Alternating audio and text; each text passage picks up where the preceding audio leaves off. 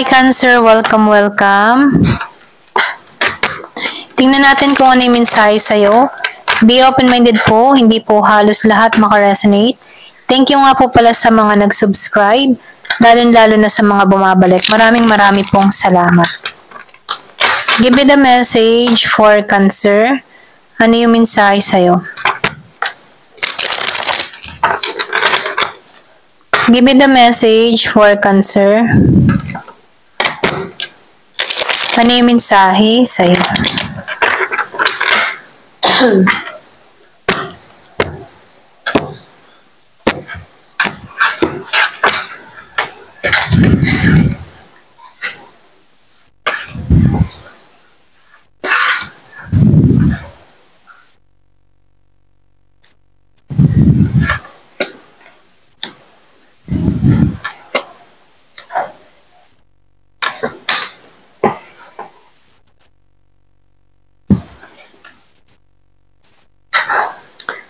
So, nakikitaan ko dito, no?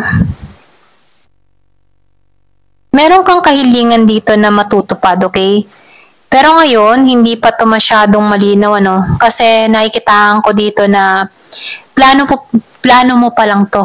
Kumbaga, andito ka sa moment na gusto mong makamit to, or pwede rin sabihin na nagkikreate ka pa dito, okay?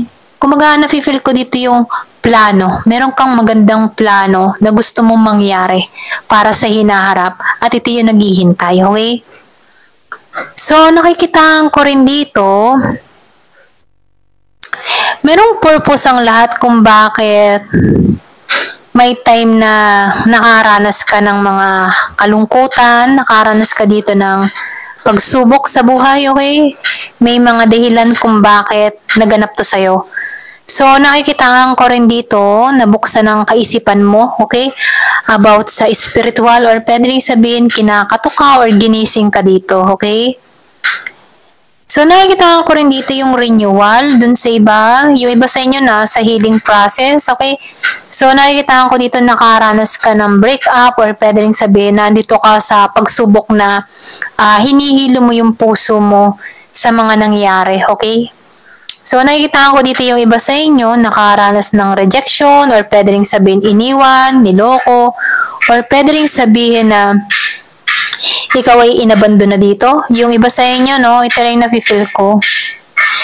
So, nakikita ko rin dito, sinasabihan ka dito na malalampasan mo, no, kung meron ka mga problema about sa financial mo, okay? Kung meron ka mga problema. So, nakikitaan ko rin dito, yung iba sa inyo, meron kang problema about sa financial. Okay, so nakikitaan ko dito, meron dito nawalan or pwede rin merong na-scam. Ito rin nakikita ko dito, no? Pero ganun pa man, nakikitaan ko dito yung malaking pagbabago na magaganap sa'yo. Meron ditong bagong simula or pwede rin sabihin revert, okay? Meron ditong bagong simula sa mga nangyari sa'yo, okay? So, nafe-feel ko dito yung unti-unti ka nagpa-transform or pwede rin sabihin unti-unti mong binabago yung pananaw mo, okay?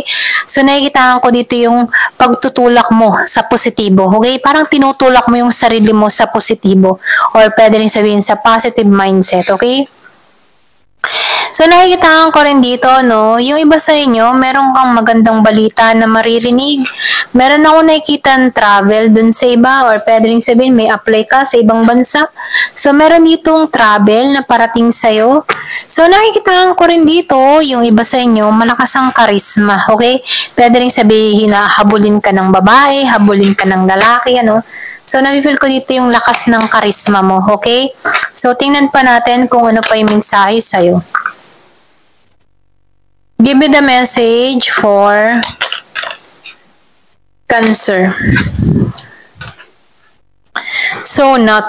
So, meron ditong unsuccessful plan. So, dito, no, pwede rin sabihin nakaranas ka dito ng ganito, okay? Meron kang mga plano before na hindi naging successful, okay? Pero ganun pa man, nakikitaan ko dito yung pagbabago, okay? So, nakikitaan ko dito na meron kang sinasagawa, okay? Meron kang nire-renew. Kung hindi ka man nagtagumpay sa una mong plano, nakikitaan ko dito, meron ka pang backup plan, okay? Meron ka pang kasunod na plano. Ito lang yung nakikita ko. Give me the message. Ano pa yung mensahe? So, yung iba sa inyo nakikitaan ko dito yung vacation. Okay? So, meron ditong travel sa iba. Pwede rin sabing gusto mo magpahinga. So, meron ako nakikita ditong close friend. Pwede may magyaya sa'yo na close friend sa bakasyon na to. So, nakikitaan ko rin dito, no? Pwedeng meron ditong parating or pwedeng madaming trabaho, okay? So, sinasabihan ka dito, pay attention to your work. So, yun ang iba sa inyo, sobrang busy, okay, pagdating sa trabaho. Ito yung mangyayari. Sobrang busy sa trabaho. So, nakikita ko dito yung transformation, change for the better. Meron kang happiness na naghihintay dito. So, meron ditong kung nakikita na renewal, transformation, pagbabago, tungo sa'yo. So, nakikitaan ko dito, meron kang tinatanggalan. Kumbaga, nakikitaan ko dito na ayaw mo na magbalik sa nakaraan, okay? So, meron kang lakas ng loob, okay, para baguhin, okay? So, pwede rin sabihin, tinulak mo yung sarili mo sa pagbabago kasi lahat ng nakikita ko dito, renewal, okay? So, nafe-feel ko dito na yung mga naranasan mo, ito yung nagtulak sa'yo kung bakit nagiging kang matatag sa buhay. So, nakikita ko rin dito pagdagdag ng material wealth, okay? Pwede rin sabihin meron kang mapupundar, alahas, sasakyan, okay? Na malaki yung value. So, yung iba naman sa inyo is spiritual growth, okay? Pwede yung iba sa inyo meron kang mabibili, okay? So, sinasabihan ka din dito, no? Beware of great pride. So, merong excitement na parating dun sa iba, okay? Meron ditong exciting na parating. Kung ano man yung kahilingan mo, matutupad mo to. Ito lang yung mensahe, ano? Give it a message. So, broken bridge. 2 beses yung unsuccessful plan, ano? Pero nakikitaan ko dito, ma-overcome mo to, okay? So, kung pag may mga plano-plano ka kasi, ipagdadasal mo yan, okay? Para magtagumpay. Kung ano man yung plano mo, kung ano man yung gusto mong mangyari, lagi mong isasangguni sa taas, sa Panginoon, ano? Lagi mong ipagdadasal na maging matagumpay. Kasi meron ditong unsuccessful eh. Pwedeng hindi ito yung para sa'yo. Pwede rin, kahit halimbawa, nakakaranas ka dito ng mga pagkabigo sa mga plano mo, para hindi ka ma-feeling down sa isang sitwasyon. Gawin mong positive yung mindset mo. Isipin mo na lang, nangyari ito dahil hindi ito yung purpose ni God. Maybe meron pang magandang ipagkakalob sa akin ng Diyos. Higit dito sa mga una kong plano. Okay? Para nang sa ganun, ikaw na rin yung mag-i-encourage sa sarili mo. Okay? Kung ikaw man may mga unsuccessful plan or meron kang mga naranasang kabiguan, ikaw na yung tutulong sa sarili mo.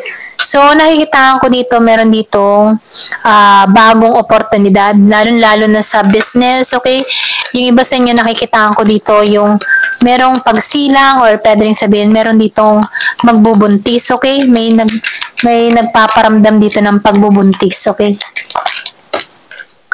So, meron ditong 4-leaf clover. Great and good fortune yung parating. Kasi meron kang wish granted. So, kung ano man itong mga hindi naging successful na plano para sa'yo, ibig sabihin nun, hindi ito yung para sa'yo, okay? So, meron dito naghihintay na mas higit, okay? Kasi meron ditong good fortune. So, yung iba naman sa inyo, business opportunity. So, nakikita ko rin dito, yung iba sa inyo meron kang matutuklasan dito. Kumbaga, nakikita ko dito na pwedeng meron kang inaalam, meron kang tinutuklasan, or meron kang ini-stock, So, meron ka ditong ikagugulat na malalaman sa tao na to or kung ano man yung matutuklasan mo na ikasasama ng kalooban mo. Okay? Kaya mainam, huwag ka na lang manaliksik. So, meron ditong stop. You will be taken care of in difficult times. Marami ka ng mga naharap na pagsubok na nakayanan mo, okay? So, ito lang yung nakikita ko. Marami ka ng pagsubok na nalampasan na nakaya mo lahat, okay? Ayan. So, nakikita ko dito, sanay na sanay ka na. Ayan. Na malampasan to. Hindi ka madaling sumuko. So, meron ditong great happiness na parating. Minsan kasi yung hirap, mga pagsubok na yan, meron yung kaakibat na masaya, okay? Kung ikaw man ay nauna sa hirap, pagdating ng panahon, masaya na yung naghihintay sa'yo, kasaganahan, okay? Magandang kapalaran.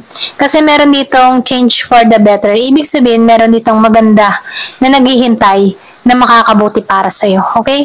Ito lang yung nakikita ko. Ayan. Thank you for watching. Love and peace.